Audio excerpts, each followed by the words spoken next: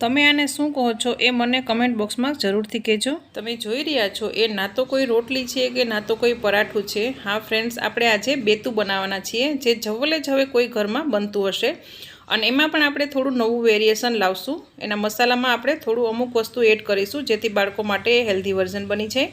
તો એના માટે અહીંયા મેં લોટ બાંધેલો છે ઘઉંનો, આપણે જે રોટલીનો લોટ હોય એવી જ રીતે રોટલીનો લોટ બાંધેલો છે અને એને બરાબર મસળી અને હવે આપણે એની રોટલી વણી લઈશું। તો મેં અહીંયા એક રોટલી વણી લીધી છે, એને થોડીવાર સાઈડમાં રાખી અને બીજી રોટલી આપણે વણી લઈશું। તમે ઈચ્છો તો બધી રોટલી એકસાથે વણી અને પછી પાછળથી પણ તમે બનાવી શકો છો। તો હવે આપણે આ બીજી રોટલી જે છે એ વણાઈ ગઈ છે, તો હવે એના ઉપર આપણે ઘી લગાવી દઈશું। ફ્રેન્ડ્સ, ઘીમાં કોઈ કંજૂસી ન કરતા, કેમ કે આપણે આ બાળકો માટે બનાવી રહ્યા છીએ, તો ઘી તમે દિલથી લગાવજો। અને આપણે જે મસાલા નાખશું એ બધા ઘીમાં એકદમ મિક્સ થઈ અને ખૂબ જ સરસ ટેસ્ટ આવશે।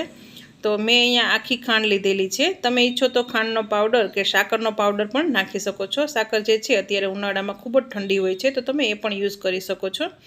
અને એના ઉપર આપણે નાળિયેરનું ખમણ લીધેલું છે, જો માર્કેટમાં મળે છે, ન હોય તો તમે આખું ખમણ નાળિયેર હોય એને ખમણીને પણ લઈ શકો છો। અને હવે એના ઉપર આપણે ડ્રાયફ્રૂટનો પાવડર નાખીશું। તો મેં અહીંયા કાજુ, બદામ, ચારોલી, મોળા પિસ્તા અને અખરોટનો પાવડર જે છે એ કરેલો છે અને એમાં થોડા એલચીના દાણા નાખેલા છે ટેસ્ટ માટે, અને એ પાવડર પણ આપણે ઉપર લગાવી દઈશું અને એના ઉપર બીજી રોટલી મૂકી અને આપણે એવી રીતે એને ચીપકાવી દઈશું।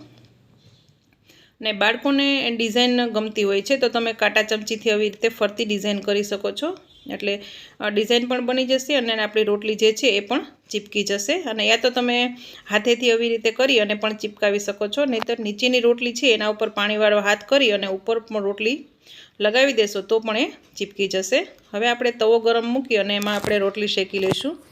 તો પહેલાં આપણે ઘી નથી લગાવવાનું, એક વખત એને પલટાવી અને પછી આપણે એના ઉપર ઘી લગાવી દઈશું અને પાછી એને બીજી વખત પલટાવી બીજી બાજુ પણ આપણે ઘી લગાવી અને એને બરાબર શેકી લઈશું। તો અહીંયા આપણે રોટલી બનાવી છે, તમે ઈચ્છો તો નાની પૂરી બનાવી અને એમાં ફિલિંગ્સ ભરી કચોરી જેવો શેપ આપી અને એને તળીને પણ તમે ખાઈ શકો છો। સેમ ટેસ્ટ તમે જે ઘૂઘરા બનાવો છો આપણે એવો જ ટેસ્ટ આવશે, કોઈને ખબર પણ નહીં પડે કે તમે એમાં અંદર શું નાખ્યું છે, એટલો સરસ ટેસ્ટ આવશે। તો આપણે એક રોટલી થઈ ગઈ છે, તો હવે આપણે બીજી રોટલી પણ એવી જ રીતે બનાવી લઈશું। અને ફ્રેન્ડ્સ, એકવાર આ ટ્રાય જરૂરથી કરજો અને જો તમને અમારો વિડીયો પસંદ આવે તો એને લાઇક, શેર અને સબસ્ક્રાઈબ કરવાનું બિલકુલ ના ભૂલશો। ફ્રેન્ડ્સ, તમારા અભિપ્રાયો જે છે એ મને કમેન્ટ બોક્સમાં જરૂરથી જણાવજો અને આ રેસીપી એકવાર ટ્રાય જરૂરથી કરજો। બાળકોને તો પસંદ આવશે પણ મોટાઓને પણ એટલી જ પસંદ આવશે। ખાધા પછી કોઈ એમ નહીં કહી શકે કે તમે અંદર મસાલામાં શું નાખ્યું છે। તો ફ્રેન્ડ્સ, એકવાર ટ્રાય જરૂરથી કરજો અને મને તમારા અભિપ્રાયો જરૂરથી જણાવજો।